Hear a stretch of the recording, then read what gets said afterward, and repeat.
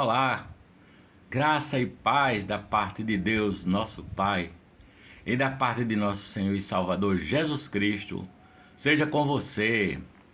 Hoje eu quero meditar numa passagem que está aqui no livro de Atos dos Apóstolos, capítulo 15, do versículo 36 ao versículo 39, que fala de uma treta que aconteceu entre Paulo e Barnabé por causa de João Marcos.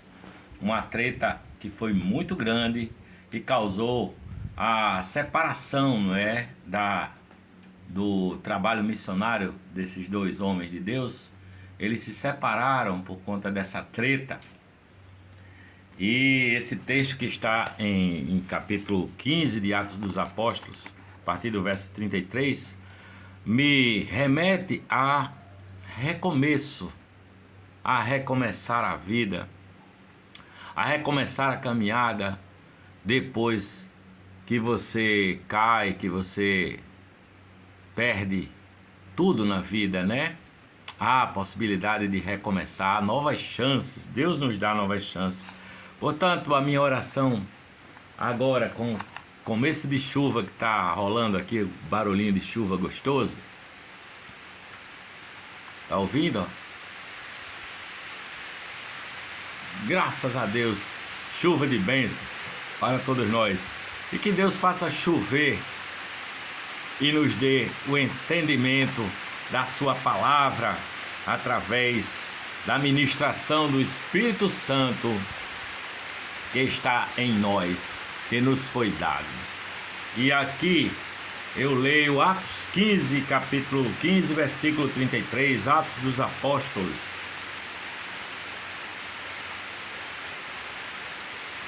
Paulo e Barnabé ficaram em Antioquia pregando e ensinando, com mais muitos outros discípulos, ensinando a palavra do Senhor. A palavra é a espada do Espírito. O Espírito Santo é dito que a palavra de Deus é a espada do Espírito Santo. Versículo 36 e diante, diz assim: alguns dias depois, disse Paulo a Barnabé: tornemos a visitar nossos irmãos por todas as cidades em que já anunciamos a palavra do Senhor, para ver como eles estão. E Barnabé aconselhava que tomassem consigo a João, chamado Marcos. Mas a Paulo parecia razoável que não tomasse consigo aquele que desde a Panfilha se tinha apartado deles e não os acompanhou naquela obra. E tal contenda houve entre eles que se apartaram um do outro. Barnabé, levando consigo a João Marcos, navegou para Chipre. E Paulo, tendo escolhido a Silas, partiu, encomendado pelos irmãos à graça de Deus, e passou pela Síria e Sicília, confirmando as igrejas.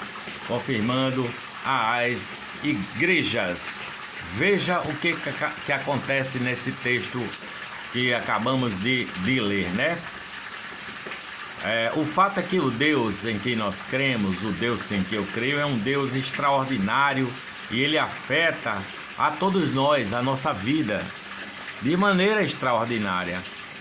E assim afetou a vida de Paulo e afetou a vida de Barnabé, que era natural desse lugar que ele foi com João Marcos de Chipre, e afeta a vida de todos nós de maneira extraordinária, tá? Então, primeiro vamos entender quem é João Marcos. Quem é João chamado Marcos?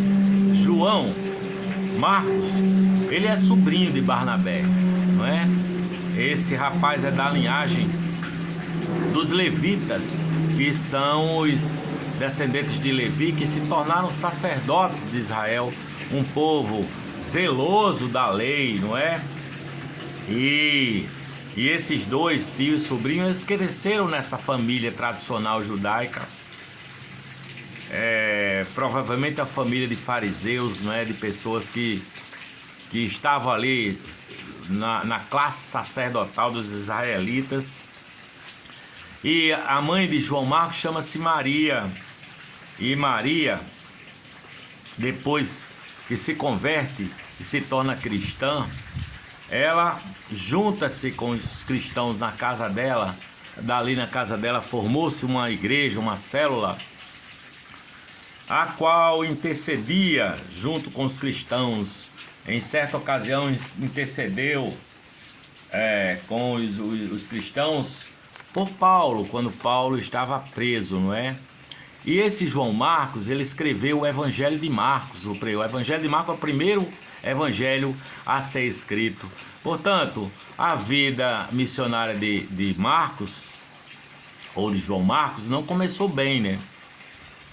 Começou com essa treta entre ele e Paulo. Mas a vida dele não começou bem. Por quê? Porque na primeira viagem missionária, que foi ele, Barnabé e Paulo, não é? Nessa primeira viagem, nas primeiras dificuldades, os caras chegavam num lugar, iam pregar o evangelho, acabavam sendo presos. Então o hotel deles era a cadeia, né? E acabam levando chicotadas. E Marcos, na primeira viagem, quando viu a barra pesada, disse: espera aí, daqui é que eu vou me embora para casa. E voltou João Marcos para sua casa, para sua família, no meio da viagem. E Paulo ficou decepcionado, né, com João Marcos. E aí, nessa segunda viagem missionária, quando está tudo pronto para partir, lá vem Barnabé junto com Paulo para embarcar no navio para a viagem, né? Trazendo João Marcos. E aí Paulo disse: não, peraí, eu não aceito que João Marcos vá conosco, não dá certo, porque ele nos abandonou na primeira missão. Ele não foi digno de segurar a peteca, né? Segurar a onda, ele nos abandonou. E aí nessa segunda viagem de Paulo começou a confusão, porque Barnabé dizia: não, meu sobrinho tem que ir. E Paulo dizia: não aceito, não vai. E de fato eles se separaram. E é bom a gente lembrar que antes de Paulo ser Paulo, ele se chamava Saulo, não é? E ele consentiu no apedrejamento de Estevão. Saulo era da tribo de Benjamim, era um general romano, um oficial romano. Ele também era um fariseu, era um defensor ferrenho da lei, não é? E ele se converte. Ele está ali no apedrejamento de Estevão, guardando as roupas dos apedrejadores. Você conhece a história? Já contei aqui em outros vídeos meus que ele está indo para Damasco, vê uma luz do céu. Ele está indo para perseguir os do caminho, que eram chamados assim os primeiros cristãos, os do caminho. E ele vai com a intenção de mandar prender os do caminho, está indo para Damasco. E no caminho para Damasco, uma luz do céu acontece, ele fica cego, passa 3 dias cego. E esse Barnabé é quem vai, orientado pelo Espírito Santo, vai lá libertar Paulo da cegueira, porque ele passou 3 dias cego, 3 dias na cegueira, e cai as escamas dos olhos dele. E Paulo, não é? Como é que se diz? E Paulo passa de perseguidor, ele passa mais 10 anos, não é? Aprendendo, passa 7 anos na Arábia e depois mais 3 anos assim, aprendendo sobre a vida do Evangelho. Ele se torna esse tsunami que ele se tornou no Evangelho, a ponto de escrever aí 13 cartas, a carta de Hebreus também, alguns estudiosos acham que também é dele, de Paulo, né? Pelo tipo de escrita. Mas João Marcos começa mal, não é? João Marcos começou mal essa jornada, mas terminou bem, muito bem, né? A ponto de ser o primeiro escritor do Evangelho de Marcos.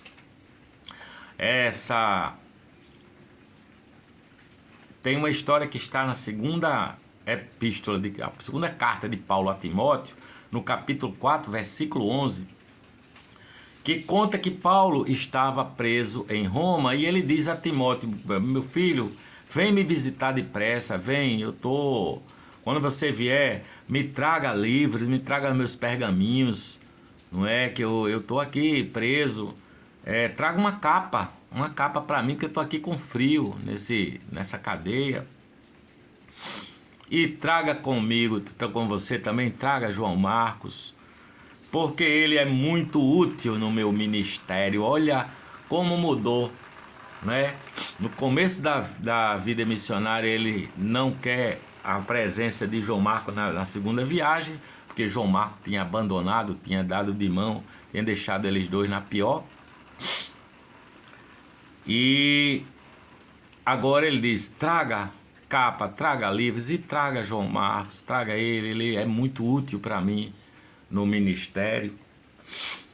A verdade é que todos nós, assim como João Marcos, atravessamos o fracasso, nós atravessamos o sofrimento, nós atravessamos a tragédia. Há um dia que é o dia da sua falência, não é? Há o dia em que nós andamos no vale da sombra da morte. Há aquele dia, não é, em que você diz: acabou, não tenho mais nada o que fazer, minha vida se esvai assim pelo ralo. É nesse dia que Deus vai te visitar, é nesse dia que Deus vai falar contigo, é nesse dia que você vai poder pensar no recomeço da sua vida, em recomeçar, em aproveitar as novas chances que você tem para se enxergar, não é? É o momento de Deus na sua vida, é o momento que você pode dizer, como diz o apóstolo Paulo: me alegro imensamente nas minhas tribulações, não é? Porque quando estou fraco é que sou forte. Essa é a lição que nós temos quando nos encontramos no vale da desolação. Esse é o tempo de Deus na sua vida, é o tempo do recomeço, sabe? Acabou o seu sonho, tudo virou ruínas, você perdeu a razão de viver, você semeou aquela vida com a pessoa que você mais ama e depois de anos, sei lá quanto tempo, 10 anos, 20 anos, 30 anos, você não colheu, você se doou e o retorno não veio, você perdeu nesse dia, no seu fracasso, você decidiu errado também, você é o culpado também disso, porque você decidiu errado. Você está com a cara no chão, você está enterrado no chão, você cometeu um pecado terrível e chegou o dia da sua tragédia, ruiu a represa, como eu gosto de fazer essa metáfora com relação à minha própria vida. Teve um dia que ruiu, quebrou a represa e saiu arrastando tudo, porque ninguém está sozinho no Vale da Desolação. Nós acabamos arrastando outras pessoas que nós não queríamos que acontecesse. Você perdeu a pessoa que você mais ama. Nesse dia, é o dia de Deus na sua vida. É o dia que a maldade dos outros lhe alcançou. Esse é o dia da maior bênção da sua vida. Quando você diz assim: eu sou um pecador, eu não presto mesmo, tem misericórdia de mim, ó Deus. Quando você clama dessa forma: Abba, tenha misericórdia de mim, porque sou um pecador. Porque esse dia chega para todo mundo, né? Esse dia mal chega de uma forma ou de outra, chega para todo mundo. Alguns de uma maneira mais suave, outros assim como uma represa que se quebra e sai arrastando tudo pela frente. Aconteceu comigo assim. Essa represa da minha vida ruiu e arrastou tudo que eu tinha segurança, que eu tinha esperança, tudo que eu tinha semeado, saiu arrastando com os escombros da represa, não é? E aí aconteceu com tanta gente. Você lembra da história de José? José foi vendido pelos irmãos, odiado pelos irmãos, e foi parar escravo no Egito. Chegou o dia da desolação de José. E você sabe que José deu a volta por cima, não é? E acabou sendo o segundo homem mais importante do Egito e acabou sendo causa de salvação de uma fome terrível que aconteceu ali. O rei Davi passou por isso. O rei Davi cobiçou a mulher de Urias, possuiu a mulher de Urias e mandou matar Urias. E chegou esse dia para o rei Davi, não é? No dia que o profeta Natã visita e conta a história da ovelhinha sozinha, que um homem que era muito rico pegou aquela ovelhinha do homem pobre e serviu um banquete. E o rei Davi se dignou e disse que o cara era digno de morte. E o profeta Natã disse para ele: esse homem és tu. E ele caiu em si, não é? E o mundo dele ruiu, não é? Por conta dessa história. Jonas, Deus queria que ele fosse para Nínive pregar o evangelho, mas ele não o quis. Ele preferiu ir por outros caminhos e acabou na barriga de uma baleia. Esse foi o dia, esse dia que tudo ruiu para Jonas. Ele foi parar no ventre de um peixe grande, né? Para depois ser vomitado na praia e fazer o que Deus queria que ele fizesse. Esse dia chegou para Pedro, quando Pedro nega 3 vezes a Jesus, Jesus tendo avisado a ele, quando ele disse: Senhor, eu não deixarei que te prenda, eu não deixarei que nada de mal te aconteça. E Jesus disse: Pedro, fica quieto aí, ó, ainda hoje tu me negarás 3 vezes, não é? Antes que o galo cante 2 vezes, 3 vezes me negarás. E o galo canta, ele nega, e nega 3 vezes, e depois o galo canta novamente. Aliás, o galo canta 2 vezes, né? E ele nega 3 vezes. E ele, Jesus preso, olha para ele, aquele olhar de misericórdia, e ele sai, vai chorar amargamente a sua dor. O dia de Pedro, a tragédia chegou, porque Deus faz enxergarmos o nosso tamanho. Pedro achava que era o feroz, o bonzão, o cara que não ia deixar nada acontecer a Cristo. E Cristo disse: rapaz, você não entende as coisas de Deus, só as coisas dos homens. Você não sabe que é necessário que eu passe por essa cruz para resgatar a humanidade. Ele faz com que nós enxerguemos o nosso tamanho, não é? Ou então a vida mesmo, por suas escolhas erradas, te bota no chão. Aí, no chão, no buraco fundo, no fundo do poço onde nós nos encontramos, nós só podemos olhar para um lugar, para cima. Essa é uma metáfora bem conhecida. Quando eu chego no fundo do poço, só posso olhar para cima, porque para baixo não tem mais para onde ir. Aí você olha para Deus. Aí você faz algumas coisas. Primeiro, você admite que você caiu. Você não fica dando desculpas para si mesmo. Você admite que você perdeu. Você admite que você está no fundo do poço. Essa é a verdade que primeiro você tem que admitir. Depois você confessa a Deus o seu pecado. Pai, pequei contra o céu e perante ti. Faz como filho pródigo, já não sou digno de chamar teu filho, mas eu venho correndo aqui ao teu encontro para ver se tu me aceita de alguma forma. E Deus abraça e beija e bota roupa nova e manda servir o bezerro cevado, fazer uma festa, né? Para esse filho pródigo. Depois que você confessa a Deus o seu pecado. Mas é preciso que você assuma as suas responsabilidades. Pequei, eu errei, eu assumo essas responsabilidades, eu vou atrás de assumir os erros e as consequências do meu erro. E depois você pede ajuda, porque sozinho no fundo do poço você não consegue sair. Então peça ajuda, seja humilde, pare de ser, como é que se diz, se achar, né? Ser prepotente. E peça ajuda. Às vezes a ajuda é um amigo que te dá a mão, é um amigo que te acolhe, é um genro que te acolhe no momento que você mais precisa. É um médico. Muitas vezes você precisa de um médico, você precisa de medicação, de remédio, e você não quer admitir.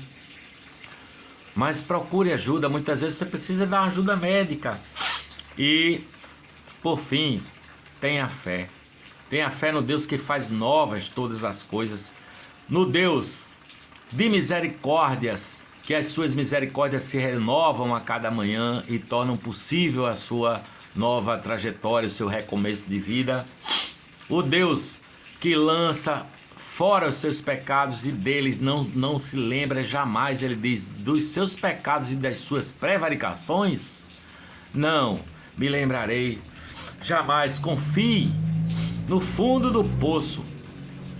Você não está sozinho. Quando você pensa que está sozinho, ele diz: eis que estou aí contigo.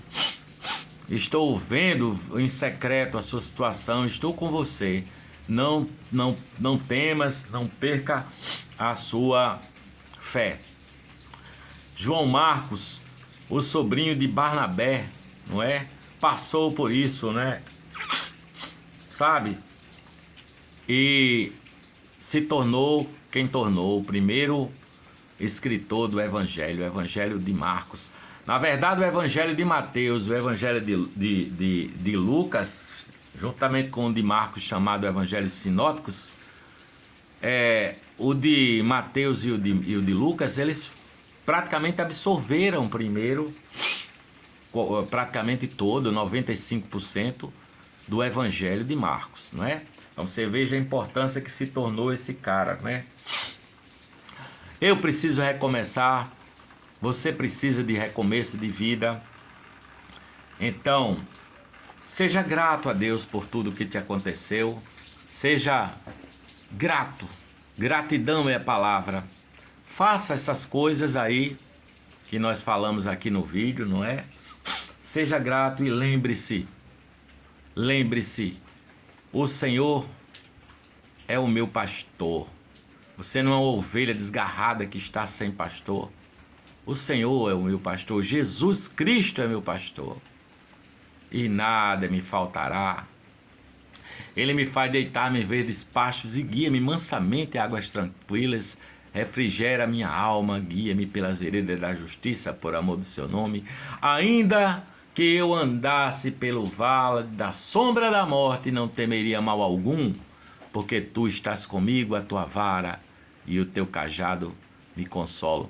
Preparas uma mesa para mim perante os meus inimigos, o meu cálice transborda, certamente que a bondade e a misericórdia correrão atrás de mim todos os dias da minha vida.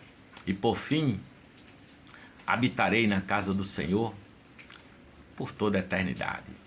Beijo no seu coração, tempo de recomeço, tempo de renovar a fé, tempo do Senhor na sua vida. Amém, amém, amém.